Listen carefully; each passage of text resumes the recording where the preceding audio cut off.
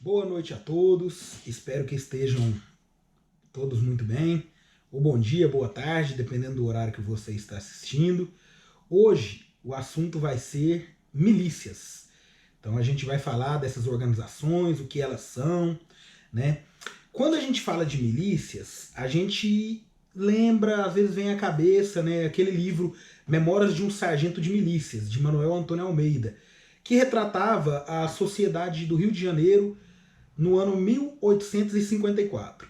Afinal de contas, milícias no século XIX eram grupos paramilitares, né, de cidadãos civis armados que atuavam no país em caso de guerra, certo?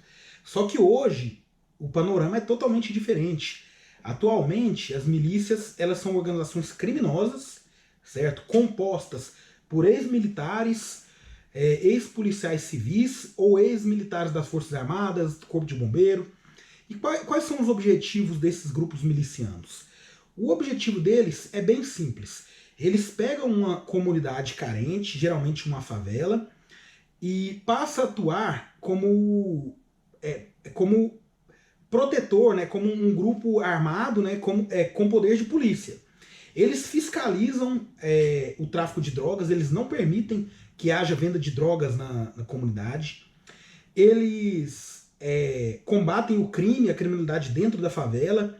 Por exemplo, uma pessoa vai lá e rouba ou comete qualquer tipo de delito, eles fazem às vezes da polícia militar. É muito complicado porque a milícia ela estabelece justamente onde o Estado ele dá uma brecha, né? A polícia militar ela tem muita dificuldade de chegar até o morro e de fiscalizar e de combater o crime ali dentro do morro. Por diversos motivos, né? Porque é, a, a, o tráfico de drogas é muito pesado, dentre outros. O próprio acesso nas favelas é muito complicado. Às vezes não tem nem rua, tem só vielas, né? E quem já conhece a favela, os bandidos, eles têm vantagem sobre os policiais que não conhecem. Então é muito complicado do Estado entrar dentro da favela. Então os milicianos eles oferecem uma suposta segurança aos moradores da comunidade, né? Como eu falei, eles combatem o crime e o tráfico de drogas na comunidade. Eles expulsam os traficantes, na maioria das vezes.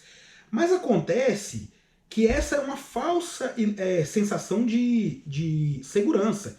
Porque você vai estar tirando um grupo criminoso para entrar outro grupo criminoso consolidado.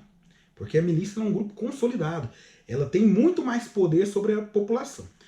Então, à primeira vista, até parece razoável a gente ter uma milícia dentro de uma favela. Porém, as técnicas que eles utilizam para combater a criminalidade e para desenvolver suas ações não são nada razoáveis. Eles praticam extorsão contra os moradores, porque geralmente a maioria das milícias estabelecem a cobrança de uma taxa de segurança de todos os moradores. Eles cobram de casa em casa uma determinada taxa mensal para a título de taxa de segurança pública. Muitas vezes eles marcam as casas de quem não paga. E eles podem passar a perseguir os moradores, né, que não pagam essa taxa. Geralmente não é uma taxa muito cara, mas eles praticam extorsão também contra os comerciantes. Eles estabelecem uma justiça paralela na favela, à margem do Estado, né? E eles, muitas vezes, eles combatem os crimes, os criminosos, eles pegam ali quem pratica delitos dentro da favela, às vezes até pequenos delitos contra furtos, eles processam, julgam e condenam e aplicam a pena, certo? Tudo à margem da lei. E muitas vezes são penas cruéis que vai desde de expulsão da favela, né, banimento, até a pena de morte. Eles aplicam sem pudor algum, né?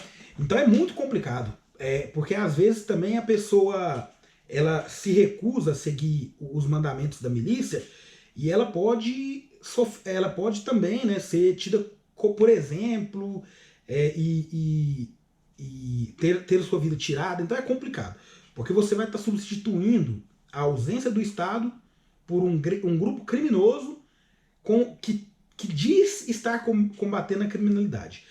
Então vamos lá. Outras formas de arrecadar dinheiro das milícias são o monopólio da venda de botijão de gás. Na maioria das comunidades do Rio de Janeiro, os milicianos eles vendem gás e eles obrigam toda a população a comprar só deles e não deixam que ninguém comercialize gás, botijão de gás dentro da favela. Eles também cobram, pelo uso da Skygato, eles cobram mensalidade dos moradores para usar sinal do Skygato, que não tem nenhum fundamento, você está cobrando pela pirataria, né? Eles também oferecem serviço de agiotagem dentro da comunidade, eles emprestam dinheiros a juros, na maioria das vezes juros abusivos aos moradores, e controlam também a venda de imóveis dentro da favela. Até o ano de 2012, não havia uma regulamentação do governo federal a respeito da formação de milícias. As pessoas que praticavam esse tipo de organização se enquadravam no crime de organização, de formação de quadrilha e crimes correlatos. Porém, em 2012 foi aprovada, né, a Lei 12.720 pelo Congresso Nacional, que tipifica como crime a formação de milícia ou de organização paramilitar. Acontece que as penas são extremamente brandas, elas vão de 8 a 12 anos de cadeia apenas, o que é muito brando comparado com as penas de tráfico de drogas, homicídio, dentre outros. Porém, além disso, claro, eles respondem por crimes correlatos, né? E também é muito importante a gente ressaltar aqui que determinada parcela da população da favela apoia os grupos milicianos, porque eles acreditam que como o Estado está ausente, eles precisam de alguém que os defenda. Então, de forma errônea, muitas vezes equivocada, eles até defendem a atuação das milícias, se submetem, né, aos mandamentos, seguem à risca as determinações, né, e acabam sendo extorquidos por esse grupo que está extremamente disseminado no Rio de Janeiro. Mas não só no Rio de Janeiro, em todo o país, em quase todos os países, 18 estados, né? 18 dos 27 estados do Brasil, nós temos milícia. Geralmente em cidades grandes e aglomerações, como favelas e comunidades carentes, né? Então, como conclusão, eu quero falar o seguinte: é inacreditável, né, que hoje, em 2020, com todo o aparato tecnológico que o Estado tem para o combate do crime organizado, e as táticas de polícias, ainda existe esse tipo de aberração social, né? É notório o desinteresse do Estado, né, para combater esses grupos criminosos, porque muitas vezes a polícia nem chega em cima do morro. Como a polícia não chega, o crime se estabelece e faz, às vezes, do Estado, o que é mais triste ainda, né? E isso também é uma consequência clara da desigualdade social e da marginalização da população brasileira.